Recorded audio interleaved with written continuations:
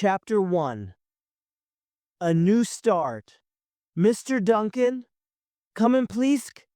Mr. Wilson will see you now. Thank you. John Duncan stood up and walked nervously towards the door.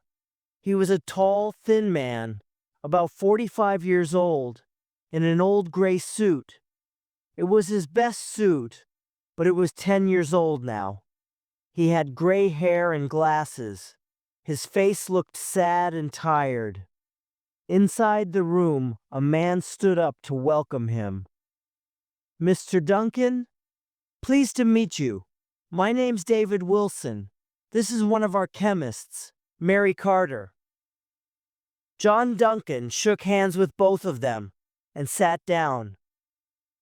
It was a big office with a thick carpet on the floor and beautiful pictures on the walls.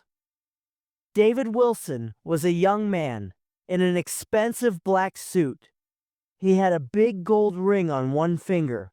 He smiled at John. I asked Miss Carter to come because she's one of our best chemists. She discovered our wonderful new paint, in fact. If you come to work here, you will work with her. Oh, I see. John looked at Mary. She was older than Wilson, about 35, perhaps with short brown hair, and a pretty, friendly face. She was wearing a white coat with a lot of pens in the top pocket. She smiled at him kindly, but John felt miserable. I'll never get this job, he thought. I'm too old. Employers want younger people these days. David Wilson was looking at some papers. Now, Mr. Duncan, he said, I see that you are a very good biologist. You worked at a university, and then for two very famous companies.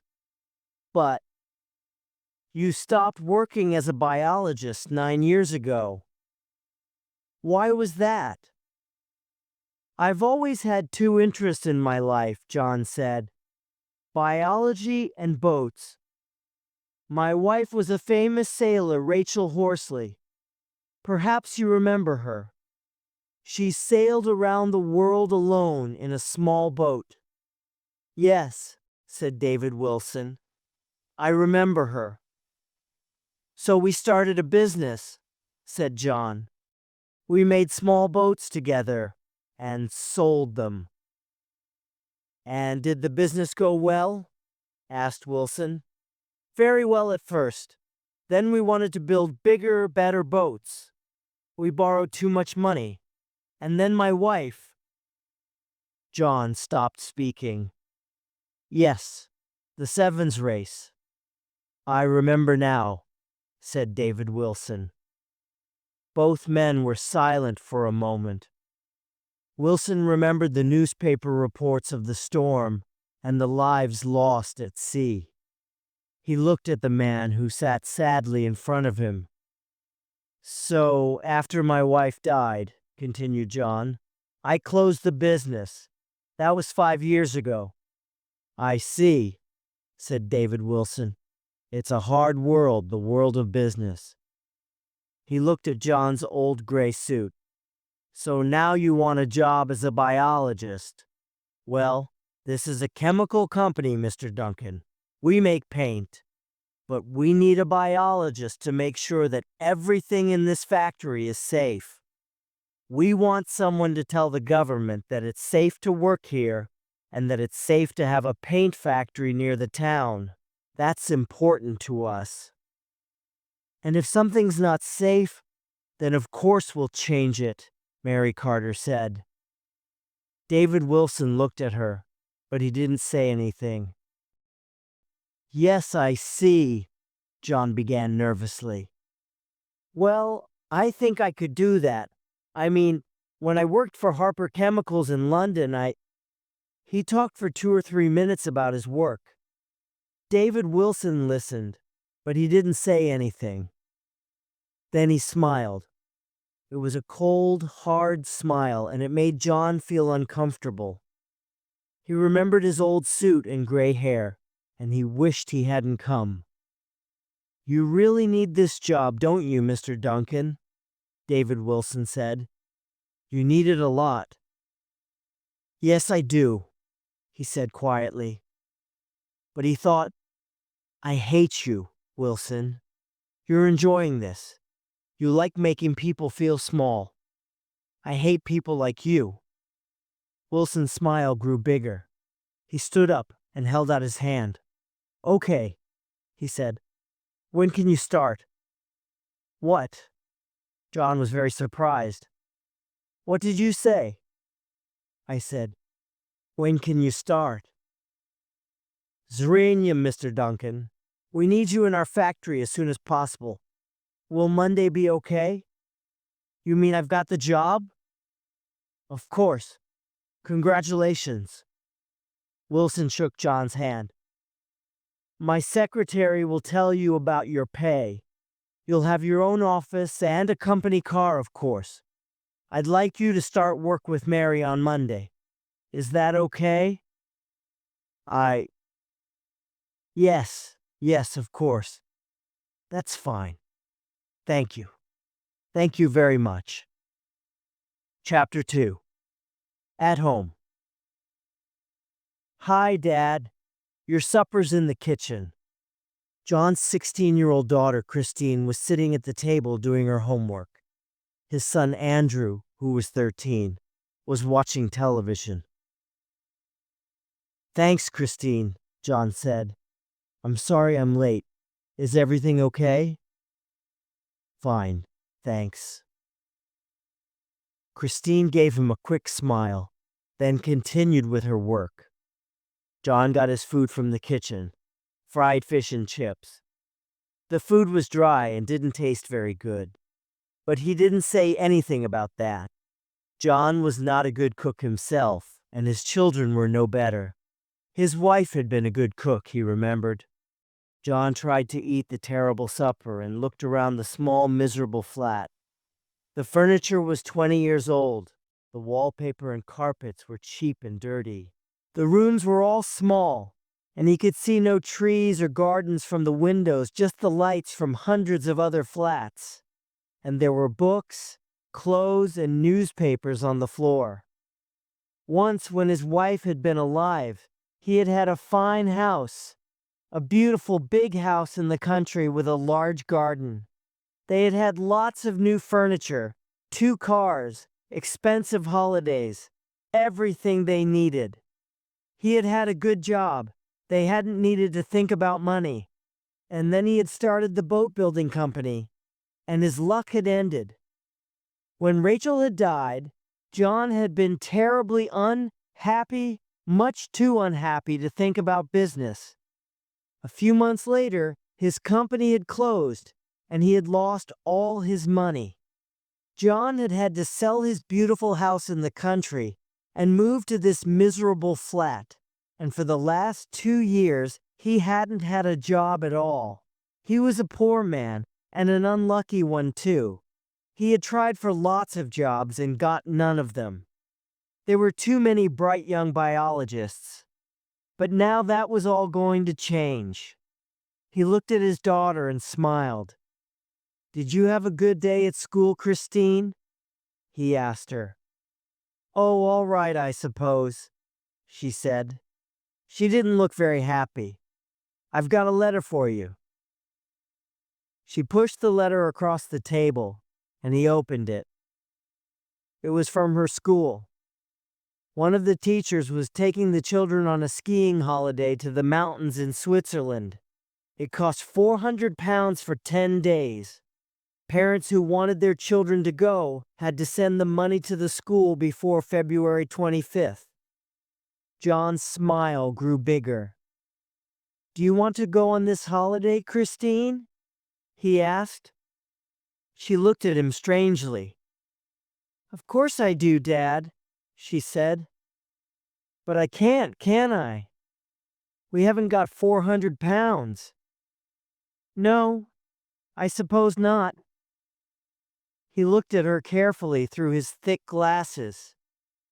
She was a clever, strong girl, good at her schoolwork, good at sports, but she had never been skiing, John hadn't had enough money. "Are your friends going?"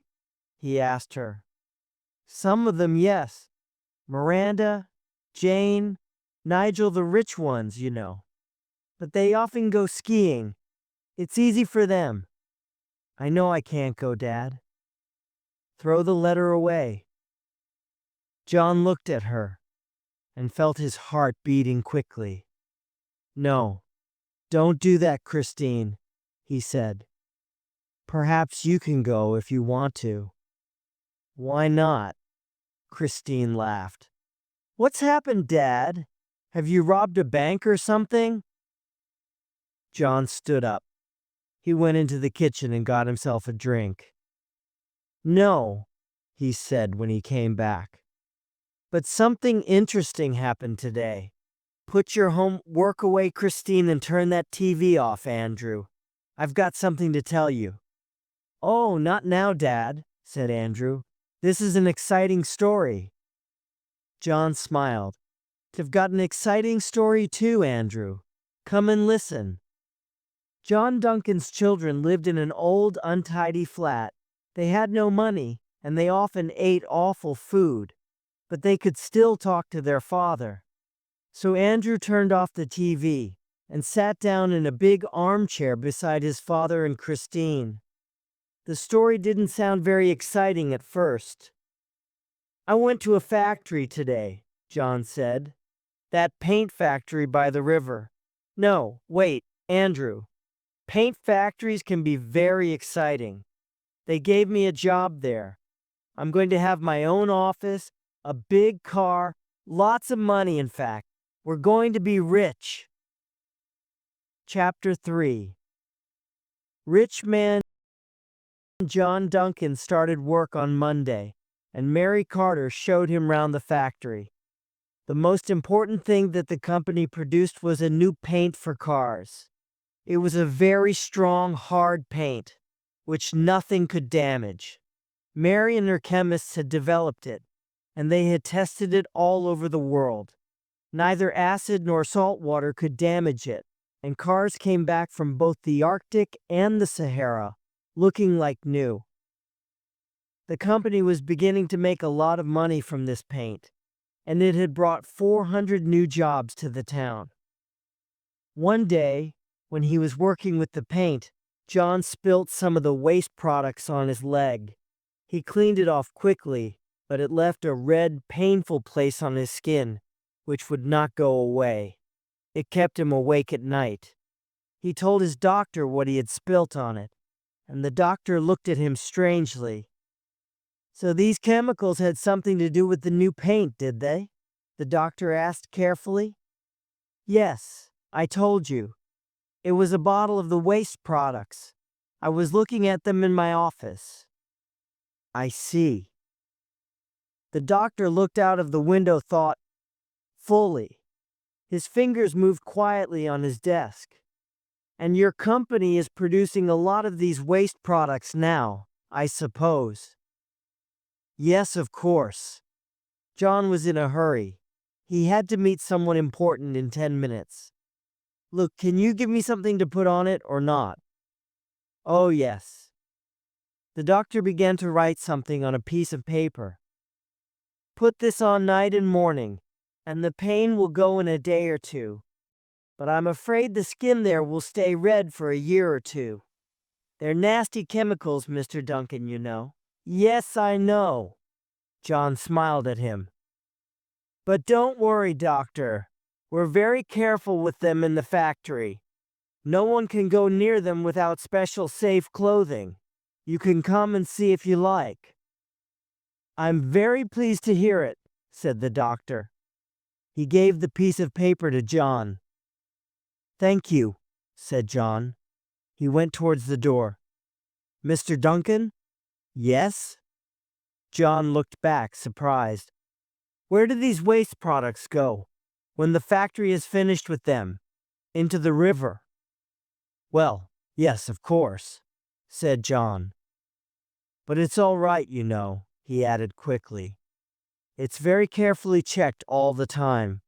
It's a big river, and we only produce a few hundred liters of the waste products a day. And we're only 2 kilometers from the sea, after all." "Good," said the doctor. "I wouldn't want anyone to drink those waste products, that's all." "They won't, doctor," said John. "All the drinking water comes out of the river 5 kilometers upstream. You know that. Who's going to drink salt water from the river mouth, for heaven's sake?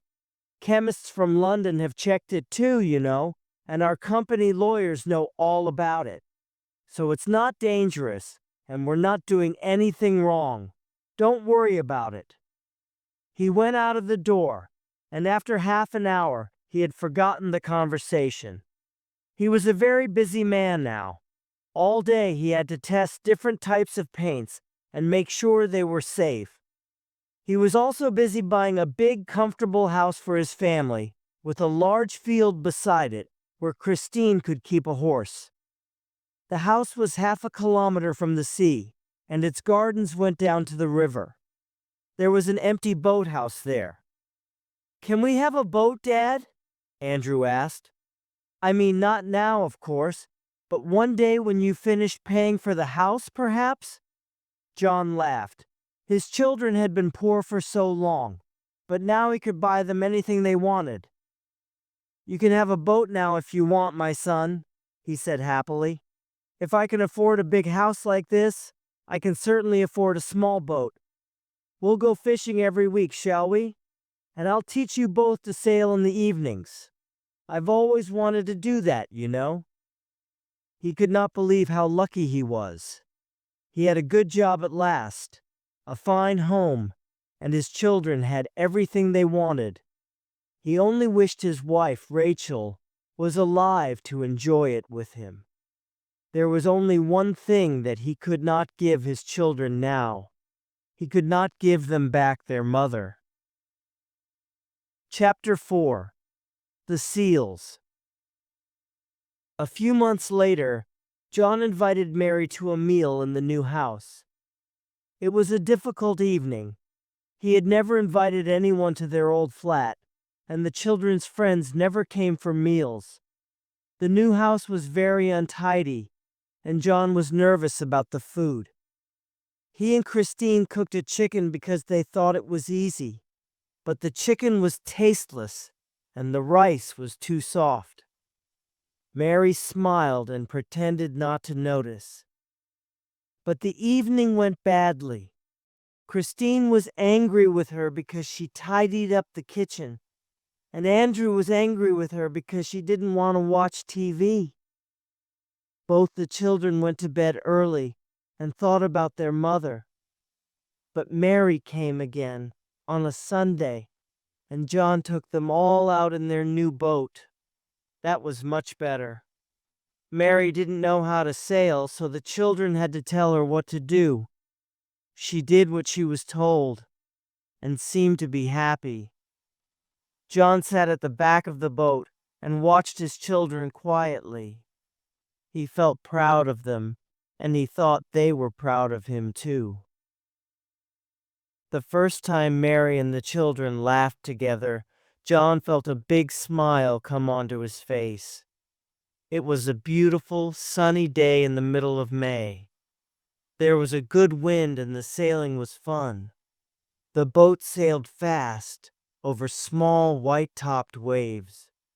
The sky was blue and clear. They sailed down to the mouth of the river, where there were lots of small islands and sandbanks. "Look, Dad, quick! Over there, what are they?" Andrew pointed excitedly to one of the long, low sandbanks. "Seals," said John. "Haven't you seen them before?" "No," said Andrew. "Only in films, not in real life." His face was shining, excited, happy. "Do they really live here?" "Yes. It's a group of seal families. The mothers come here every year to have their babies." They sailed closer to the sandbank until they were only about 20 meters away from the seals. Wet, shiny seal mothers lifted their heads and looked at them with their blue eyes. The baby seals were drinking milk from their mothers, climbing over them and playing in the shallow water. Then a big father seal lifted his head and stared angrily at them. "I think they're beautiful," said Mary. "I never knew they lived here, so close to the town. It makes me feel really happy just to see them." "Yes, it does, doesn't it?"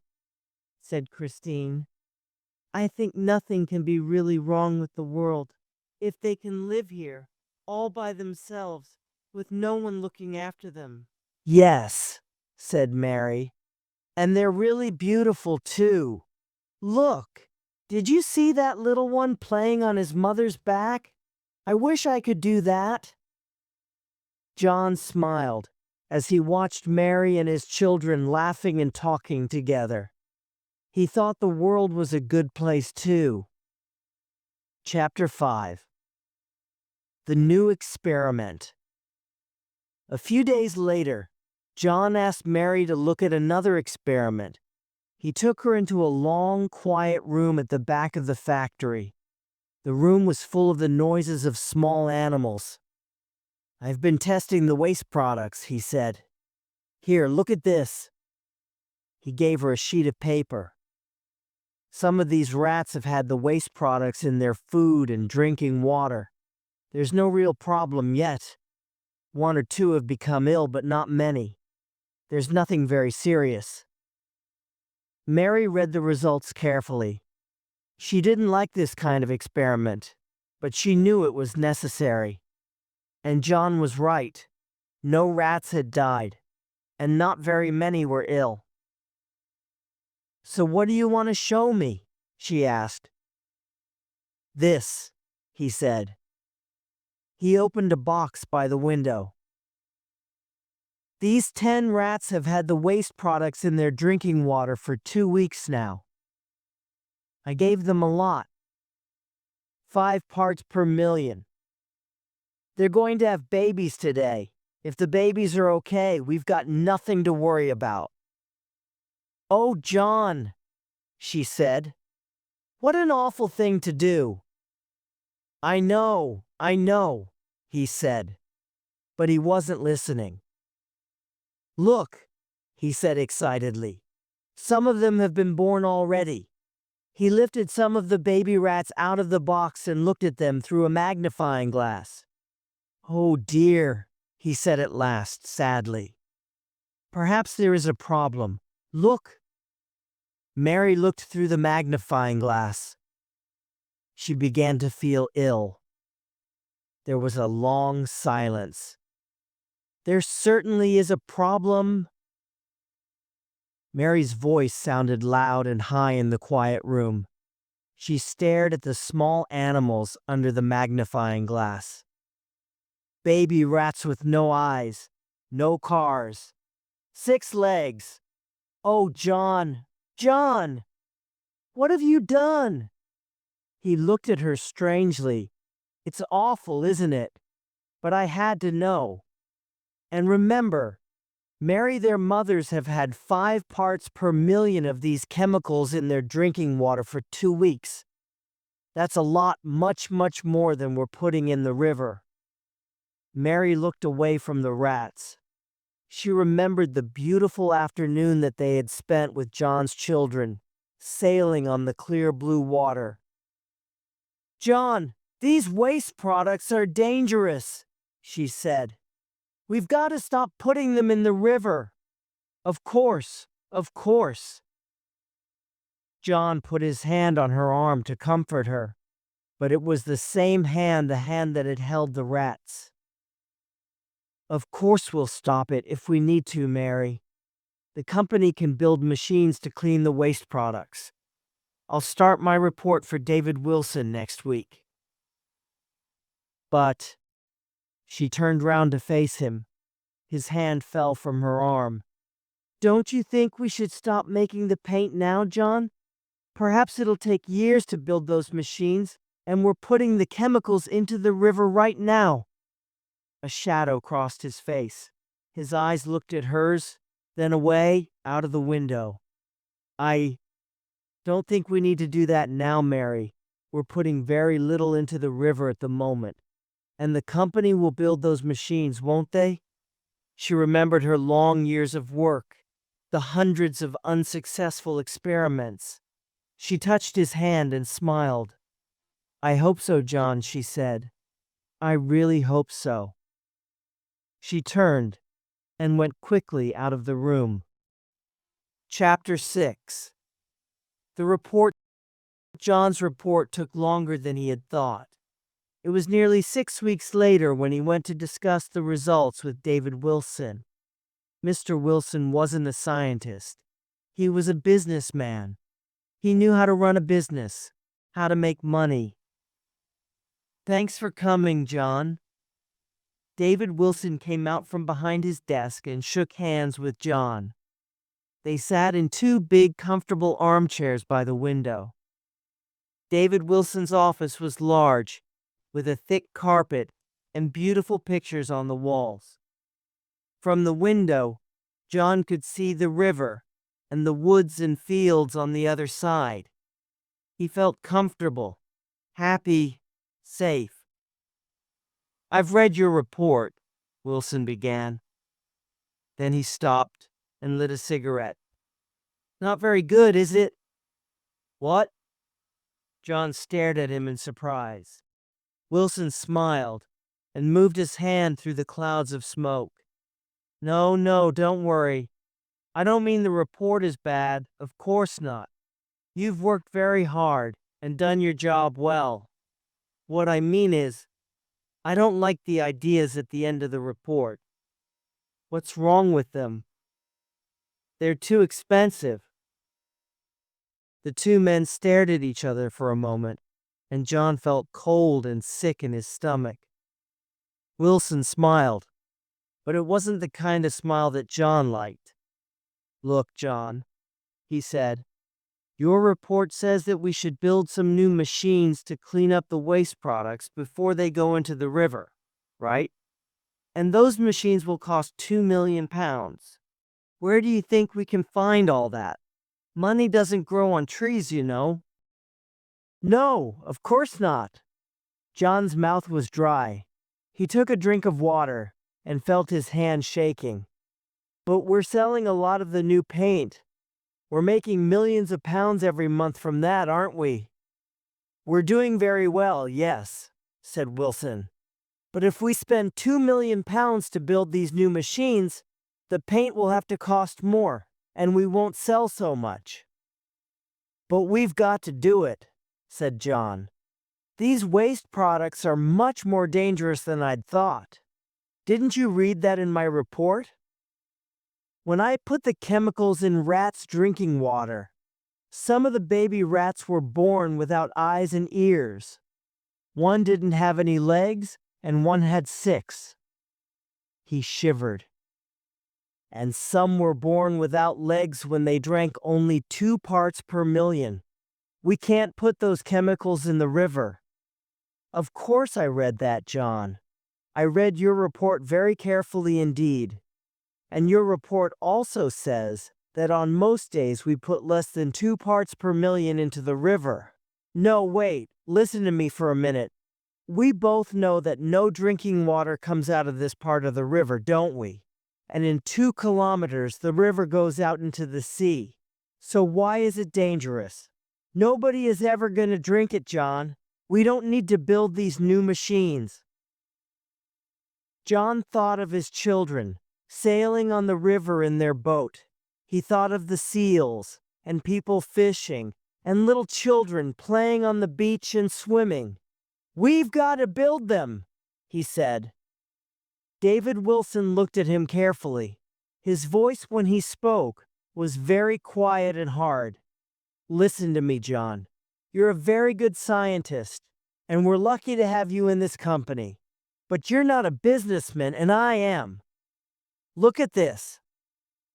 He picked up a sheet of paper and held it across the table for John to see. It showed how much money the company had. We borrowed £10 million last year, and we employed 400 more people. Think how much that means to a small town like this." "I know," said John. "But just a minute. Listen to me.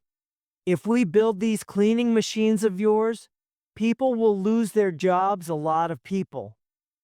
This company can't afford to borrow any more money, John. We just can't do it." John stood up. "And what happens if people get ill because of this? Have you thought of that? What will the newspapers say then?" "No one will get ill, because no one drinks that water, John. The newspapers will never know about it." "They will if I tell them." There was a long silence. Then David Wilson stood up. He walked past John Duncan without looking at him and sat down behind his desk. When he looked up, his eyes were cold and gray, like stones from the beach. "If you do that, John, I shall say you're a liar. You'll lose your job. You'll have to sell your house and go back to living in a nasty little flat. You'll never get another job, and you'll never have a house or any money again. You'll just be an old man, walking the streets without friends or money. Is that what you want?" John didn't answer. He stood for a long time and stared at David Wilson and didn't say a word. After nearly 2 minutes, Wilson smiled a thin, quiet smile. "But if you stay with us, you will be paid twice as much next year. And no one will ever be hurt, because no one will ever drink that water." He got up from his desk, came round to the front, and held out his hand.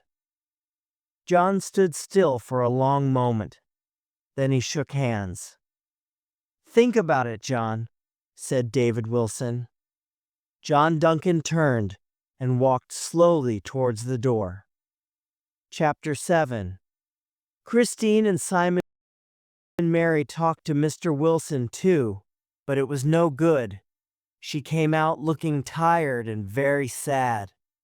For many months she argued with David Wilson about the danger of the waste products, but he would not listen to her. And so, 18 months after John's report, Mary decided to move to another company. She was pleased because it was a more important job, but that wasn't the reason she was going. She knew that the cleaning machines would never be built. John was sad to see her go. He had enjoyed working with her, and she had come to his house several times over the last year and a half. His children liked her now. They had never been so friendly with any woman since their mother had died. On her last day, Mary and John had lunch in the factory restaurant together. "You don't have to go, you know, Mary," John said. "This company is very successful, and it's growing all the time. Your new paint has meant 400 new jobs, all because of your discovery. This isn't a poor town anymore. It's becoming successful, rich. People will want to move here from other places." He talked about the new sports center at Andrew's school, which was built with money from the paint company. There were 2 big new shops in the town as well, and a new theater, and a lot of new houses. "And it's all because of you," he said. "It's wonderful, Mary, don't you think?" He smiled at her across the table and took her hand in his. She looked at him quietly.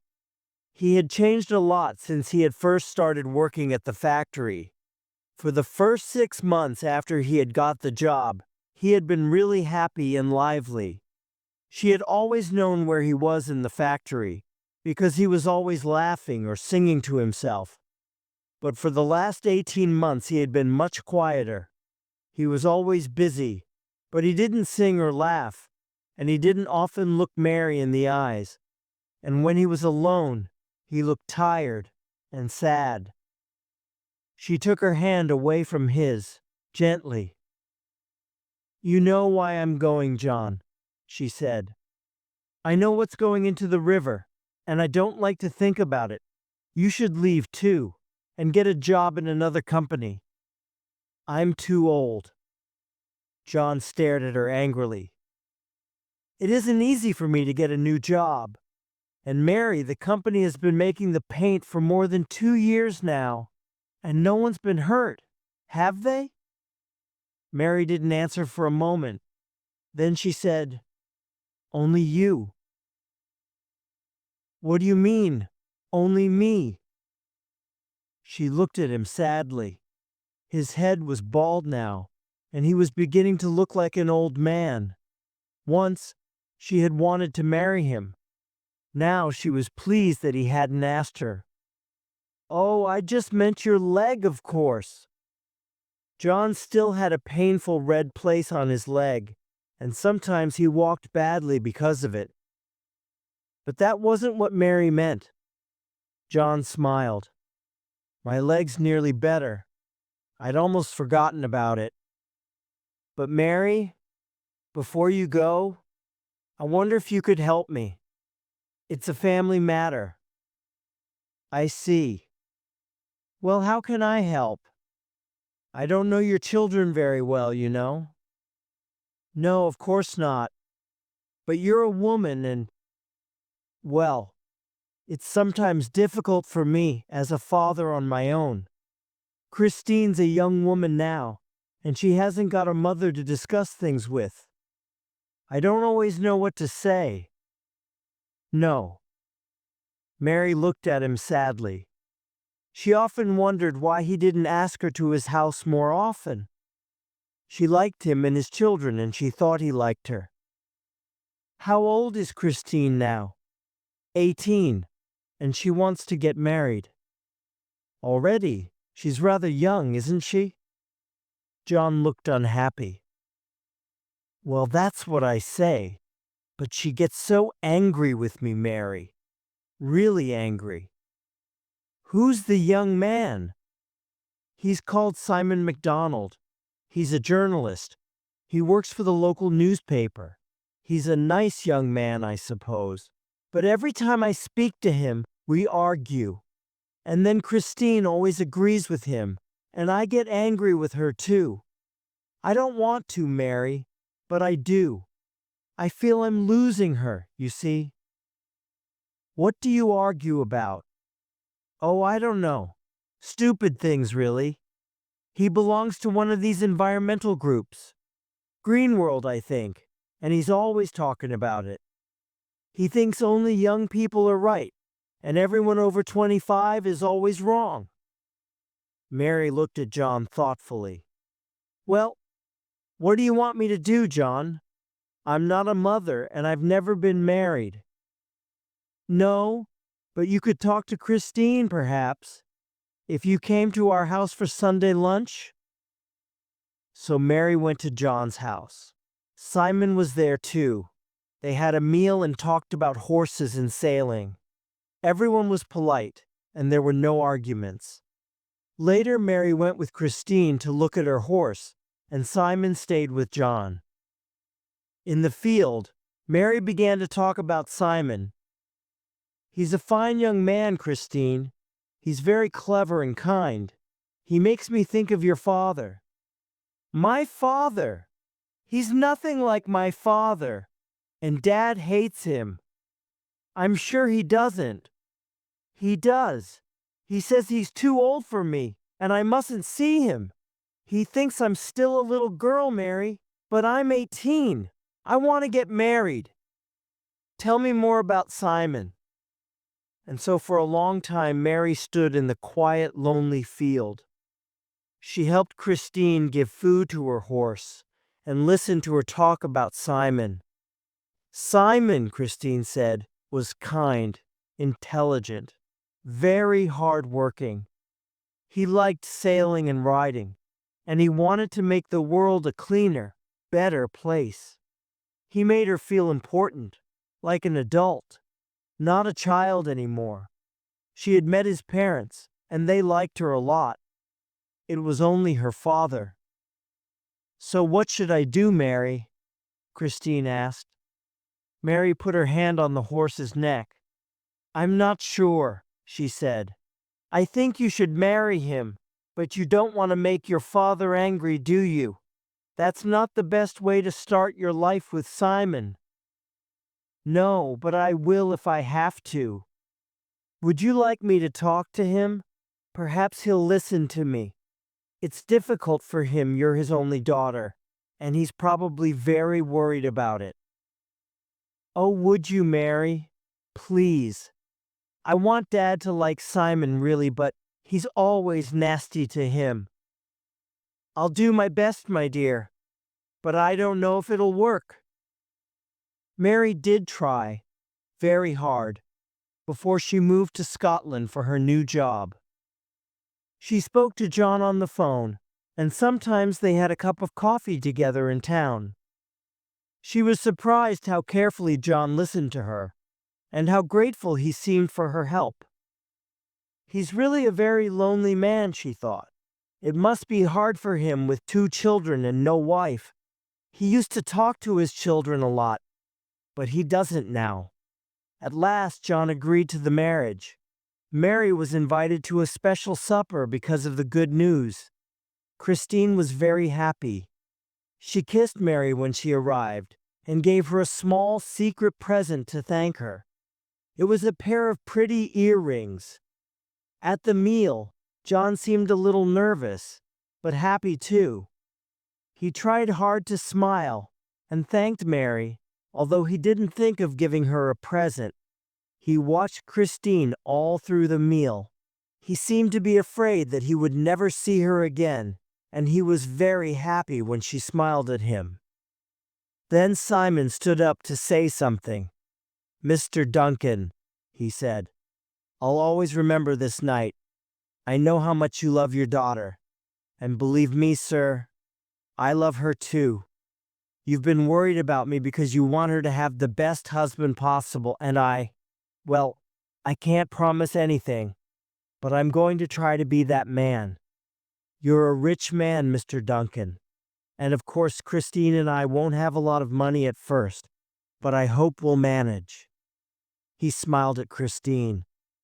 "And yesterday, Mr. Duncan, I spoke to my employer, and he's going to pay me a little more than before." John looked surprised. "Oh, really? Why is that?" "Well, because he's given me a new job. He's asked me to write about the environment for our newspaper. I have to write a full-page article every week on the environment, and this is the first one. Look here." He pulled a page of newspaper out of his pocket and held it up in front of them. There were pictures of water, sandbanks, and some seals. The headline read, "Seals at river mouth have strange disease. 4 baby seals found dead." Chapter 8. The Wedding Day. The disease among the seals got worse. 3 more baby seals died, and 1 was born without a tail. Scientists came from London to look at them, and there were long articles in the newspapers, but no one was sure what the reasons were. Some people said that it was a disease that was always in the water. Some people said the seals were eating diseased fish. And some people said that it was the paint factory near the river. There was a sewage works near the river too. The sewage from another small town came to it. One day, in the factory, John Duncan found 2 young chemists testing samples of water from the river. The water came from 2 kilometers upstream, near the sewage works. "Why are you doing that?" he asked, surprised. "It's a special experiment," one of them answered.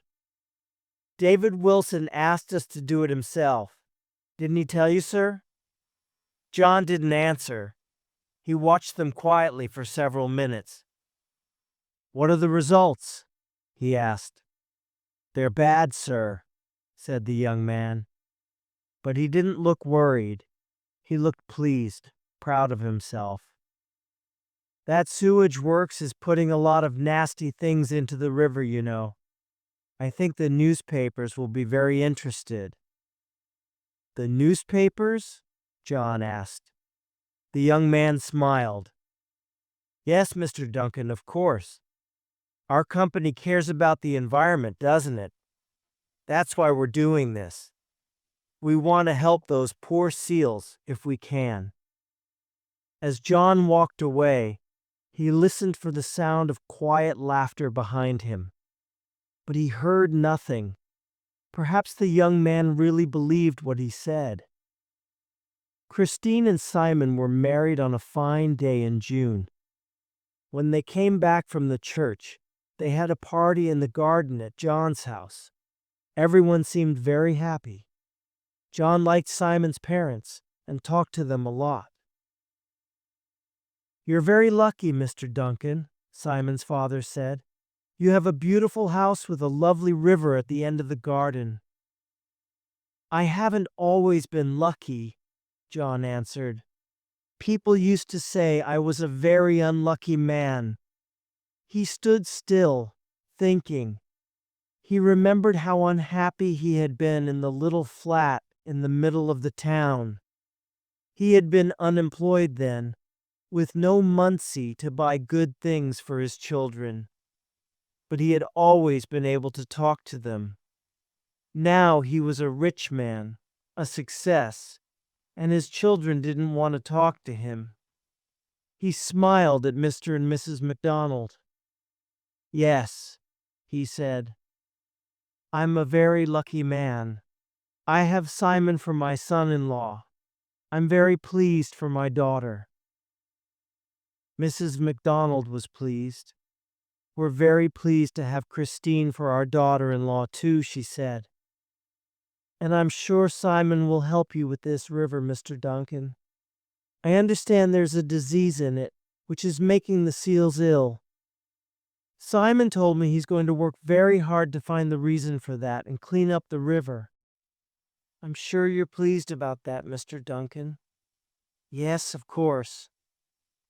John had seen Simon's article in the newspaper last night about the diseases that came from the sewage works. David Wilson had shown it to him. John didn't want to talk about it. He saw his daughter laughing with Simon, Andrew, and some friends. He had never seen her look so happy. He remembered his own wedding and the hopes he and Rachel had had. "Let me get you another drink, Mrs. McDonald," he said. "We must drink to our children's future and wish them luck." At the bar in the house, he met Mary. She came back to the town sometimes, and twice he had visited her in Scotland. "This day's been a great success, John," she said. "You must be a happy man." He touched her arm thoughtfully. "I'd like to be, Mary," he said. "I've tried, you know. I've done my best. But it's their world now. They must do what they can with it." Chapter 9. "I don't believe you." "It's not true, Christine. Simon's information is wrong. I don't believe you, Father." John and Christine stared at each other angrily. It was a miserable, frightening moment for them both. It was the night 3 months after the wedding, and Christine had come with some happy news. She had come to tell her father that she was going to have a baby, his first grandchild. For a while they had talked about that, but then Christine had begun to talk about Simon's new job. Simon had found some information about the waste products from the paint factory. His information was dangerous for the company. Simon had written an article in the newspaper saying that waste products from the paint factory could be killing the baby seals. David Wilson had written to the newspaper immediately, saying that Simon's article was completely untrue. And so instead of talking happily about the baby, Christine and her father had argued all evening. John had known for a long time that they would have this argument. And next week in the town, there would be a public inquiry, when government officials would try to discover the truth. Scientists and lawyers would speak on both sides of the argument. Everyone in the town was talking about the inquiry and about Simon's newspaper article.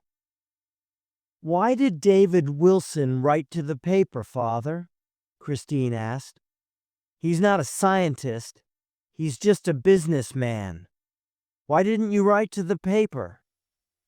I have written to the paper, said John sadly. You'll probably read my letter tomorrow. Oh, what did you say? Christine asked. John felt sad. He hadn't wanted to write the letter. He and David Wilson had had a big argument about it. But in the end, he had agreed. He had agreed to hide many bad things before, so one more didn't make any difference. I said that our waste products don't make the river water dangerous. We've tested them very carefully for many years, and if they are diluted in water, they are not danger to us at all. There are usually only 1.5 parts per million in the river water, that's all. And the seals aren't in the river. They're out at sea. I wrote that in my letter, and I'll say the same thing at the inquiry next week. Christine was watching him carefully as he spoke. She saw how tired and sad his face was. Eileen was looking at his hands most of the time, not at her. Father, I want to believe you, but I can't, she said softly. He looked up. Don't then, he said angrily. You believe Simon if you want to. He's a journalist after all. I'm only a biologist, and your father. Why should you believe me? He stood up angrily, walked to the door and opened it. I'm sorry, Christine. I've had a hard day. I'm tired, and I don't want to sit here listening to my daughter telling me I'm a liar. Go home to Simon. I'm going to bed. She got up slowly. It's important, Father, she said slowly. It's important for everyone. I know it is, Christine. But the paint factory's important too. It's given a lot to you and me, and to the people of this town. Try to remember that, and forget about the seals for a while, can't you? There are more important things than money, Father?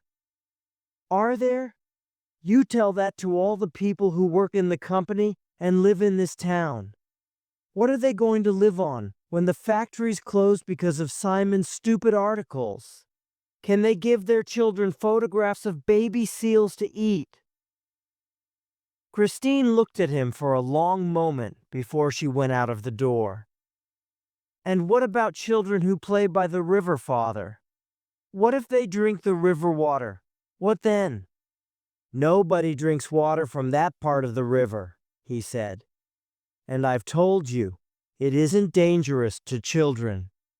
Christine closed the door quietly behind her. Chapter 10. Green World. 2 days later, Christine and Simon arrived at John's house. It was very early 5 o'clock in the morning, and they didn't knock at the door or try to wake anyone up. In fact, John wasn't there. Christine knew he had gone to Scotland to see Mary. He was coming back on the morning of the inquiry. Christine and Simon walked quietly down to the boathouse by the river. Without talking, they put the boat in the water and sailed away across the river. On the other side of the river, they met two friends, Peter and Susan. Their friends were wearing white clothes with Greenworld written on them. Simon and Christine also put on white clothes. Then they all got into the boat and sailed upstream towards the paint factory. It was a windy morning, and the waves on the river were quite big. But Christine was a good sailor, and in about half an hour, they reached the factory. Two photographers stood by the river, taking photos of them. "Okay, Simon, where is it?" shouted Christine. "Over there. Look in front of that post," he said. Christine sailed the boat towards the post. When they were near it, they could see under the water. It was the pipe that took the waste products out of the factory. "Okay, here!" shouted Simon. Christine turned the boat towards the wind, and Susan caught hold of the post. Then Simon and Peter climbed out of the boat into the water. The water was moving fast here, and they had to hold on to the pipe and the boat. Peter then took several strong paper bags out of the boat. The bags were small but very heavy because they were filled with building cement. Peter passed the bags one at a time to Simon, and Simon went down under the water and pushed each bag into the pipe. A few minutes later, the mouth of the pipe was full of bags of cement. Simon came up out of the water for the last time. "It's okay," he shouted. "We've done it. The cement is wet already, and in a few hours it'll be as hard as a rock. Nothing can come out of that pipe now." The two men climbed back into the boat and smiled at the photo. Grafers. Then Simon stood up in the boat with Christine and held up a long white sheet. On the sheet was written, "Green World. This pipe kills seals." At that moment, two things happened. A man ran out of the factory shouting angrily, and the wind suddenly became stronger. It caught the sail and sent it quickly from one side of the boat to the other. The back of the sail hit Christine hard on the back of the head. She fell into the water like a bag of potatoes. Then the wind caught the sail again and threw it back across the boat. This time the boat fell over on its side and lay with its sail under the water. Simon was under the sail. The sail and the sheet were all around him, and for several seconds he could see nothing. Then he came up into the air. He saw a foot kicking hard in the water beside him. Someone was moving under the sail. Quickly, he went down under the water again and tried to help Peter. But Peter caught hold of Simon and pulled him underwater too. There was a quick, frightening fight, and then Simon managed to pull them both up into the air again. They held onto the side of the boat together, breathing deeply. Simon saw Susan holding on to the back of the boat. Then he heard someone shouting. He looked behind him and saw the man from the factory. He was shouting and pointing downstream. But Simon had water in his ears, and at first he couldn't hear the words very well. Then he understood. "Look," the man said. "The girl. She's drowning."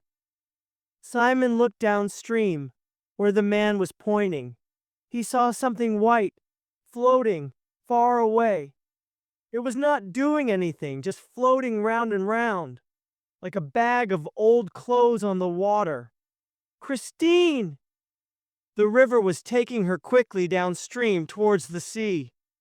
Hurriedly, Simon began to swim after her. He was a good swimmer, but the white clothes slowed him down. He swam as fast as he could, but he seemed to go slowly, so slowly. The water seemed heavy and held him back. For the rest of his life, he would dream about that long, slow swim towards a white body that floated quickly away in front of him. At last, he reached Christine. She was floating with her face down, unconscious. He tried to turn her over, but it was so difficult. She was heavy, and her arms fell back in the water when he dropped them. He got her face out of the water, but her head fell backwards, lifeless, and she was not breathing. He caught hold of her face then, put his mouth over hers, and blew into it. He rested, and then blew into her mouth again and again. Nothing happened. He looked around him. They were in the middle of the river, moving quickly downstream. Here, it was about 25 meters to the bank, but about 200 meters downstream, a second river came in from the left. The bank was further away there, and the water moved faster. Simon was tired and afraid. It had rained last night, and there was a lot of water moving downstream to the sea. The strong wind blew little waves into his face. He began to swim on his back, pulling Christine towards the trees on the bank. He swam for half a minute, then stopped and blew 4 times into her mouth. Once he thought he saw her breathe, but he couldn't be sure. Her face was very white, and he had no idea if her heart was beating. The river was taking them quickly to the sea. He swam harder, kicking strongly with his legs. Nearer, only 5 meters to go now, but the bank was moving past very quickly. There was a tree near the bank. Its branches were low over the water. Simon kicked hard, caught the branch, and held on to it. The water tried to pull him away. He took a deep breath and blew strongly into Christine's mouth again. And this time he was sure she took a breath by herself afterwards. It took him nearly 5 minutes to pull her onto the bank. When they got there, he put her on the ground, breathed into her mouth again, and then felt for her heart. At first he couldn't find it. His hands were too cold. Then yes, it was beating. For another 5 minutes he helped her breathe until he was sure she could do it by herself. Then he began to shiver. The wind made his wet clothes cold on his body. He wondered what to do. Then he looked down and saw that Christine's eyes were open. "Chris," he said, "are you all right?" She said something, but very quietly, and he could not hear it. He lay down and put his arms around her to keep her warm. He could feel her heart beating and her body breathing under him. Simon began to cry. Chapter 11. The Public Inquiry. 2 days later, the inquiry began. Scientists came from London to ask questions about the disease that was killing the seals. Before he had gone to Scotland, John had been to see David Wilson about the inquiry. David Wilson had asked John to speak for the company. "You're our chief biologist, John," he said. "You're an important man. They'll believe you." John said nothing. He didn't want to speak at the inquiry, but he knew he had to. David Wilson smiled, or at least his mouth smiled, but his eyes watched John carefully all the time, like the cold eyes of a fish. "Think carefully about what you say, John. If you say the wrong thing next week, hundreds of people will lose their jobs. And the first person to lose his job will be you, John. I promise you that." The inquiry room was crowded. There were a lot of journalists and photographers there, and a lot of people from the town and the factory, too. John's train was late, and he caught a taxi from the station. When he came into the room, he saw Simon sitting with the journalists. Christine was near him, with Andrew and some young people from Greenworld. John smiled at her, but she didn't smile back.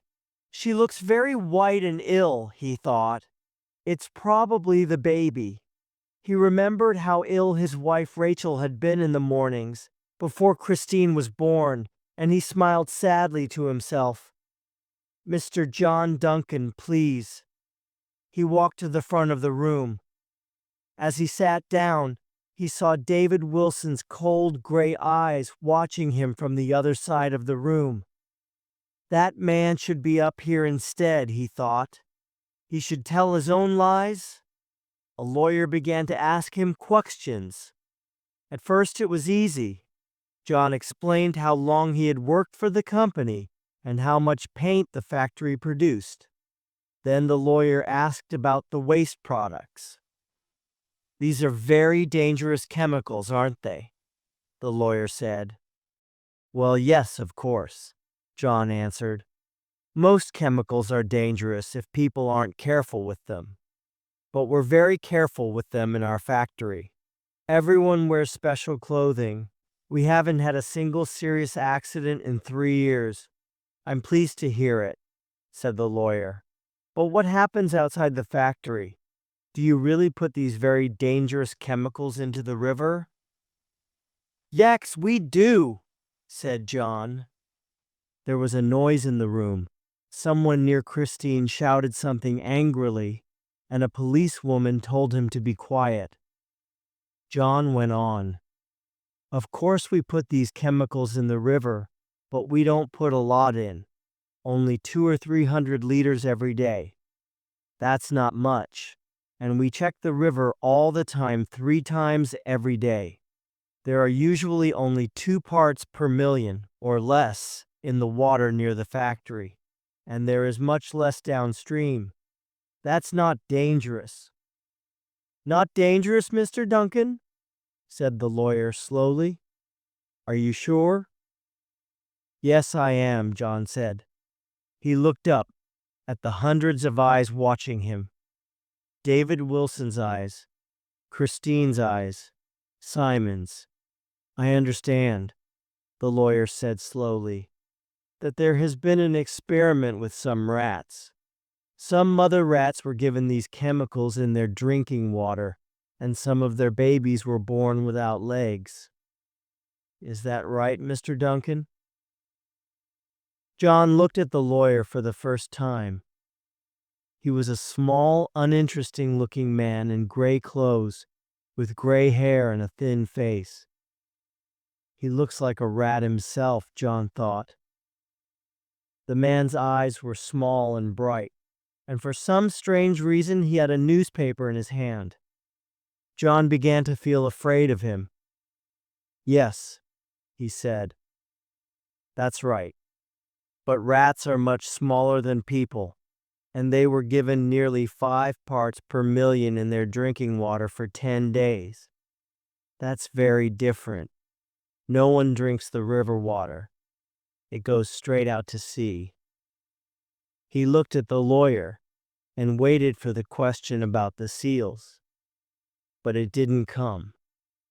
Instead, the lawyer said, So you won't be worried, Mr. Duncan, if someone falls into the river by accident and drinks a lot of river water. Your own daughter, for example. There's no danger in an accident like that, is that right? John looked at Christine across the room. How big her eyes look in that white face, he thought. It must be because of the baby. No, he said. There's no danger at all.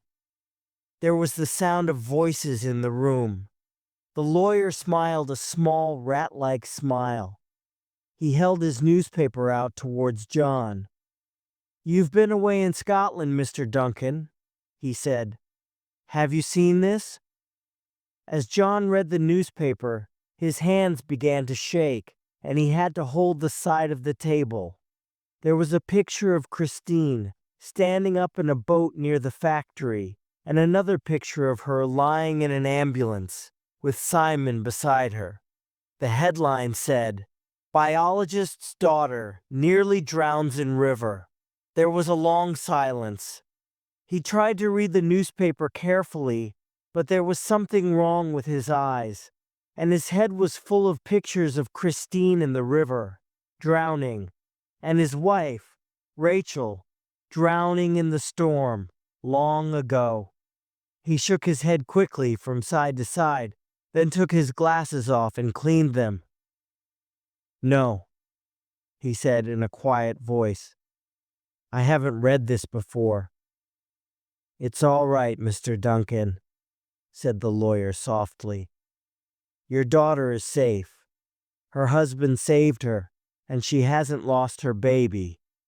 But she did drink a lot of river water. It was near the factory, too. You're not worried about that, are you? The lawyer's bright eyes were staring at him, like a rat that has just seen its food. Behind him, David Wilson suddenly stood up. That is a terrible question, he shouted into the silence. You can't ask a man questions like that. Of course he's worried about his daughter. You must stop this inquiry at once. Just a minute, Mr. Wilson, said the lawyer. Mr. Duncan can go in a minute. He just has to answer one question. Are you worried because your daughter has drunk so much river water, Mr. Duncan? Are you worried about her baby? John Duncan stared at the lawyer with fear in his eyes. Suddenly he hated him. He picked up the newspaper and threw it into the little man's rat-like face. Yes, he shouted wildly. Yes, yes, yes, of course I'm worried about the baby. Of course it's dangerous, now let me go. He ran down the room, out of the door, into the street. 100 staring eyes watched him go. Chapter 12. The Future. 6 months later, John Duncan was living in a small flat near the sea. He had lost his job and had had to sell his expensive house. He couldn't afford the payments on it. From a window in his flat, he could look at the sea. He sat and looked at the cold gray sea for hours, every day. Christine would have her baby soon. He had bought lots of baby clothes to give her. His bedroom was full of baby clothes, little pink coats and trousers for a girl, blue ones for a boy. There were little soft toys too, teddy bears and small animals with blue empty eyes. But he hadn't given any of these things to her because she wouldn't talk to him. When he went to see her, she closed the door in his face. When he rang, she put the phone down. When he wrote, she sent the letters back unopened. There were a lot of books and magazines in his bedroom too, but he kept them under his bed. He read them sometimes at night, but he didn't like to see them during the day. They were about babies and the diseases that babies could get before they were born. There were some terrible things in the books, terrible pictures. He didn't like to think about them, but he couldn't stop. He thought about them all day, all the time. Today, as he sat staring out of the window at the sea, he could not stop his hands shaking. Every morning he rang the hospital to ask if his daughter Christine MacDonald was there. He had rung this morning and a nurse had said yes, Christine was there and the baby was coming. That had been 4 hours ago. For 2 hours John had sat by the telephone, afraid to ring the hospital again. 3 times he had picked it up and 3 times he had put it down again. He picked it up again and rang the number 7, 5, 8, 3. It was no good. He put the phone down again. He could not hear the news from the cold voice of a nurse over the telephone. He had to see the baby for himself. He got up, put on his coat, and went downstairs. There was a cold wind outside, blowing from the sea. The sea and the sky were gray and miserable. He went into a shop and bought some flowers. He chose them carefully bright red and yellow colors, and the shopkeeper put paper around them to keep them safe. John took them and walked quickly, nervously, along the windy road by the sea towards the hospital. It was raining out at sea. Already the rain was falling on the sandbanks where the seals used to live. Soon it would be falling on the town. John Duncan shivered and turned his coat collar up. Then, with his bright flowers in his hand, he walked on into the winter wind.